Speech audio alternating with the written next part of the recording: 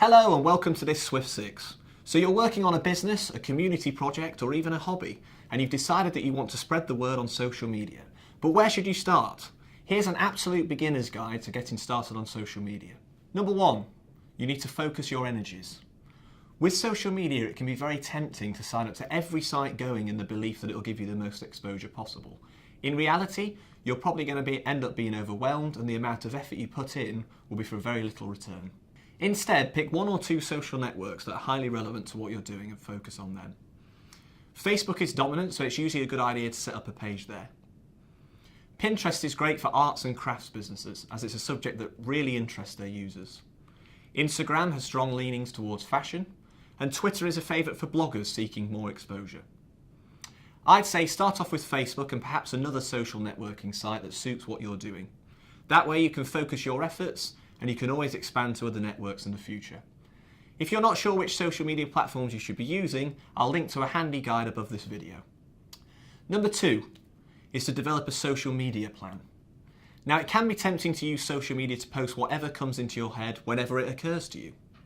But really, any organisation that wants to use social media successfully needs to develop a plan and stick to it.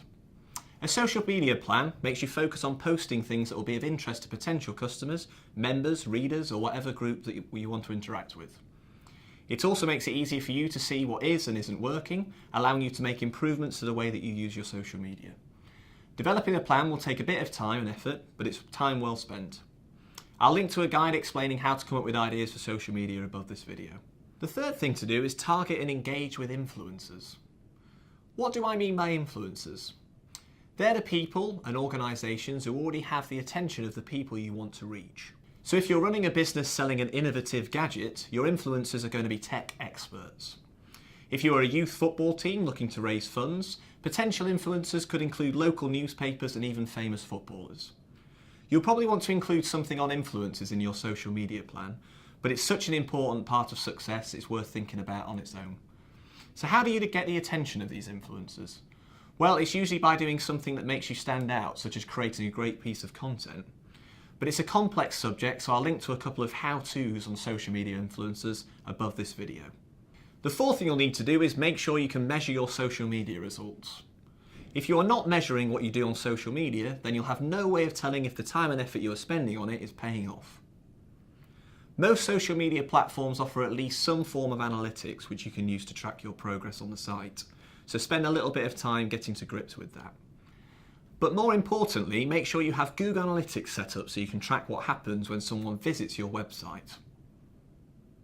It's so important to know exactly what's happening on your website, and Google Analytics has the power to tell you exactly that. The fifth thing is to try paid social media advertising. It's getting increasingly harder to make an impact on social media without resorting to some form of paid advertising. That's the bad news. The good news is that social media advertising costs very little, and Facebook has a particularly powerful ad platform. Avoid spending money on things like increasing your number of likes, and instead try focusing on things that really matter to you. If you're selling a product, you'll want to use your social media ads to focus on boosting sales. And if you're fundraising, you'll likely want to have ads that drive people to the donation page of your website. I'll link to some training material on getting started with Facebook and Twitter ads above this video. But don't be afraid to experiment. Allocate a small amount of budget and see what works. The final thing to do is make sure that you don't give up. Social media won't give you miracle results overnight. It may take you a few months to start making any serious progress. At first, it may feel like you're getting nowhere, but as long as you're following a plan and you're adjusting if and when needed, you'll eventually make some progress. And remember, if you're impatient, then social media ads can give you the boost that you're looking for. Thanks for watching, and I'll see you next time.